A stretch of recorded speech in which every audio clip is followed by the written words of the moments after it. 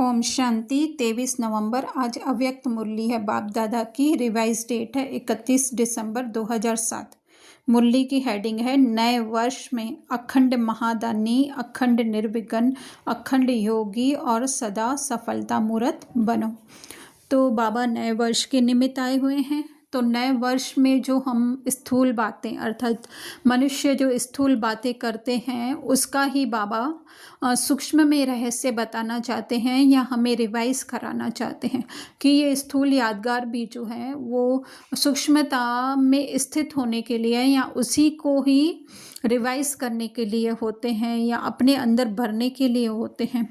तो अखंड महादानी, तो एक्चुअली ये भी बोल सकते हैं क्या हमारे पास कुछ है जो हम कुछ दान कर सकते हैं।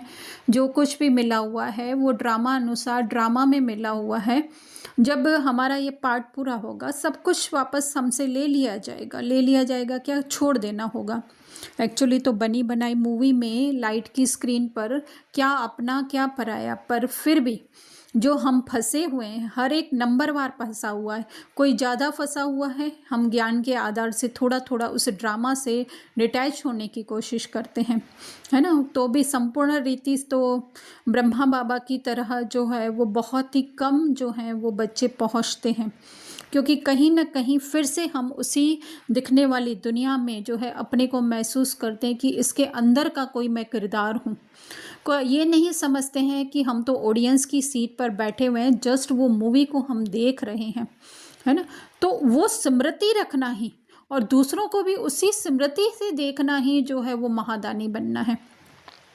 क्योंकि ये स्मृति जो है जब स्वयं को रहेगी तब हम औरों को देख सकें। लेकिन बार बार हम फिर से जो है अपने उसी रोल में उसी किरदार में जो है खुद को महसूस करते हैं कि मैं ये करने वाला हूँ। कर्तापन का भाव, चाहे अच्छा चाहे नहीं अच्छा, चाहे सेवाएं चाहे पुरुषार्थ जो भी है, स्वयं को मानने लगते हैं और दूसरों को भी देख कर के उनको ऐसा नहीं करना चाहिए जैसे कि वो करने वाले हों। ये नहीं है कि वो मूवी चल रही है उसमें जो है वो पार्ट प्ले हो चुका है, शूटिंग हो चुकी है, जस्ट जो है वो रिपीट हो रही है या प्ले हो रही है करके। तो फिर हम दूसरों को भी उनके देह, उनके संस्कार, उनकी दृष्टि वृत्ति के हिसाब से जो है अपने अंदर मान्यताएं बना लेते हैं। पर उन मान्यताओं से दूर देखना ही जो है वो अखंड महादानी बनना है, अखंड निर्विघ्न। क्योंकि कलयुग की स्क्रिप्ट अनुसार तो ये मूवी के अंदर बहुत सारे हर एक पात्र के साथ जो है बहुत सारी बातें होंगी। कभी बच्चों की होंगी, कभी परिवार की होगी, कभी संसार की होगी, कभी संबंधियों की होगी। पर अगर हम लोगों ने उसको अपना मान लिया तो क्या लगेगा, हमें विघ्न लगेगा। लेकिन वो तो जस्ट प्ले हो रही है, आए हैं ड्रामा में, डायरेक्टर ने जो है वो सीन डाला है, डायलॉग डाले हैं, परिस्थितियाँ डाली हैं, वो धीरे धीरे करके अपने आप छूटती जाएंगी। लेकिन हम स्वयं को उसमें अगर बंधा हुआ महसूस करेंगे कि ये मैं सहन कर रहा हूँ, मेरे बच्चे ऐसे कर रहे हैं, तो क्या होगा, कमज़ोर, वो अपनी वास्तविकता को हम भूलते जाएंगे और स्वयं को उस किरदार के दुख के साथ दुखी मानने लगेंगे। किरदार में अगर अच्छा मिल रहा है तो स्वयं को हम खुश नसीब मानेंगे। पर अखंड निर्विघ्न मतलब जो भी विघ्न आ रहे हैं उससे परे वाली, उसको जस्ट साक्षी होकर देखने वाली मैं आत्मा हूँ। अखंड योगी, उसी सत्यता में स्थित रहना। कुछ भी होता रहे इस देह में, देह के परिवार में, देह के संबंधियों में, देह के ना बच्चों में, तो भी जो है अपनी सत्यता न बोले वो है अखंड योगी। और सदा सफलता मूर्त, कि वो सब देखते हुए भी अपनी वो आत्मिक स्थिति बनाने में हम सफल। अगर कोई मूवी चल रही है और ऋतिक की कोई मूवी चल रही है और ऋतिक बनने के बाद ऑडियंस की सीट पर बैठ करके अगर देखता है, फिर ये नहीं ऋतिक बीच में बोल सकता है कि नहीं, कि रोहित के साथ ऐसे, रोहित को मार नहीं पड़नी चाहिए, रोहित नहीं हारना चाहिए, रोहित को लोग नहीं बोलने चाहिए। वो तो नहीं बोलेगा ना। समझदार क्या होगा, जस्ट वो उस सीन को एंटरटेन करेगा। तो हमें भी क्या करना है, हर सीन को एंटरटेन करना है। तो आगे बाबा कह रहे हैं कि तुम ब्राह्मण जो हो वो प्रकृति जीत आत्मा हो, प्रकृति के भी जो है वो मालिक हो। तो तुम्हें प्रकृति को भी जो है वो बदलना है, परिवर्तन करने का है। तो बाबा कह रहे हैं कि इतनी हमें जो है वो पावर मिलेगी ज्ञान के आधार से कि हमें वजीर की आवश्यकता नहीं मिल लगेगी।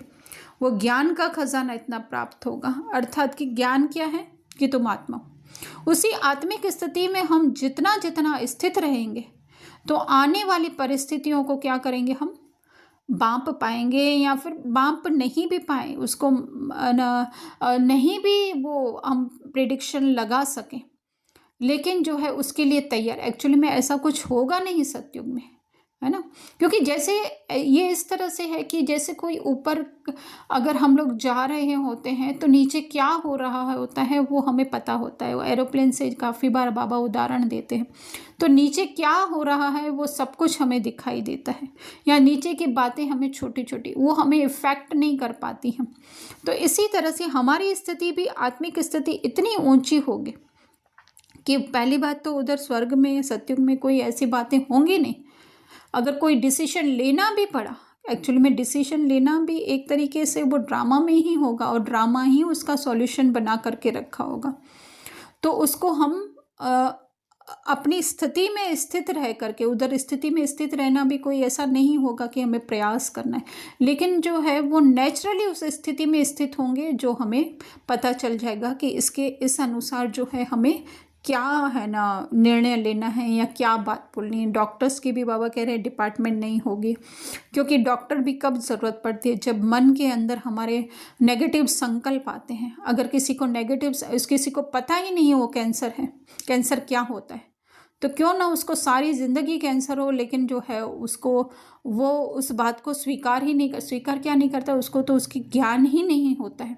तो इसी तरह से सतयुग में भी जो है इन बीमारियों का ज्ञान मन में ही नहीं होगा तो तन में आएगा ही नहीं, क्योंकि तन में तब आता है जब मन में उसकी नॉलेज होती है। तो इसलिए बाबा कह रहे हैं डॉक्टर्स की ज़रूरत वहाँ पे नहीं होगी, वहाँ पे तुम समझदार होंगे, देवता पद गुणों के खजाने से सफल होंगे, क्योंकि गुण का भी यूज़ कर सकते हैं जब हम सत्यता में रहें, है ना। तो वो ऑटोमेटिक गुण जो है वो हमें टच होते रहेंगे। बाकी एक एक गुण हम बरे तो वो शायद ही पॉसिबल हो, लेकिन सत्य स्वरूप में स्थित रहने से अपने आप हमारे कर्मों में, वाणी में, बुद्धि में सब जो है वो गुण अपने आप आने लगते हैं। तो बाबा कह रहे हैं कि उसका यादगार जो है अभी तक तुम्हारी जड़ मूर्तियों का जो है वो पूजन होता है। तो बाबा कह रहे हैं एक सेकंड भी जो है वो व्यर्थ नहीं जाना चाहिए। इसके लिए बाबा कह रहे हैं कल से ही हर एक जो है वो चार्ट रखे कि सफल कितना हुआ, व्यर्थ कितना हुआ, है ना। तो बाबा कह रहे अमृत वेले ही दृढ़ संकल्प करो, स्मृति स्वरूप बनो कि सफलता हमारा जन्म सिद्ध अधिकार है। तो क्या दृढ़ संकल्प करेंगे कि देह में जो कुछ भी आए, है ना। ऐसे नहीं कि कल से मैं कैसे भी करके सुबह को 4 बजे उठूंगा। हम अपना अनुभव सुनाते हैं कि इस तरह से होता था कि एक दिन भी अमृत वेला मिस हुआ तो हम लोग 1 हफ्ते के लिए अपने आप को सजा दे देते थे। फिर इतना कुछ, क्योंकि ड्रामा अनुसार वो हो गया था हमारा मिस, तो फिर जो है बहुत ही हम अपने आप के साथ रिजिड होते थे। उसमें हमारी आत्मिक स्थिति तो बनती नहीं थी। हाँ, बाह्य रीति से जो है वो बहुत सारे हमारे डिसिप्लिन बन गए, वो भी फर्स्ट स्टेज पे बहुत ही ज़रूरी था। लेकिन वो स्टेज बनने के बाद जो है वो रिजिडनेस हमको छोड़नी ही पड़ती है, अपने आप के साथ थोड़ा बहुत लीनियंट होना ही पड़ता है। तो वो दृढ़ता क्या कि कुछ भी हो जाए, लेकिन मैं अपना इसमें फिर ऐसे भी नहीं एकदम लीनियंट हो जाए, नहीं, थोड़ा बहुत लीनियंट होना है। तो इसमें फिर दृढ़ता ये करने की है कि कुछ भी हो जाए मैं अपनी सत्यता को नहीं भूलूंगी, है ना। तो फिर बाबा कह रहे हैं कि दूसरा स्मृति स्वरूप बनना। क्या स्मृति की सफलता मेरा जन्म सिद्ध अधिकार है, कि आत्मिक स्थिति में स्थित होना ही क्या है, वो मेरा जन्म सिद्ध अधिकार है। तो बाबा कह रहे हैं कि चाहे अज्ञानी आत्माएं हों, ब्राह्मण आत्माएं, सबको गुणों का दान, गुणों का सहयोग जो है वो अवश्य देने का है। जैसे कि है ना वो नए वर्ष में हर एक गिफ्ट देते हैं, इसी तरह से हमें भी गिफ्ट देनी है। तो आज की मुरली में बहुत ही बाबा की बातें समझने योग्य हैं, बहुत कुछ है। हाल फिलहाल इतना।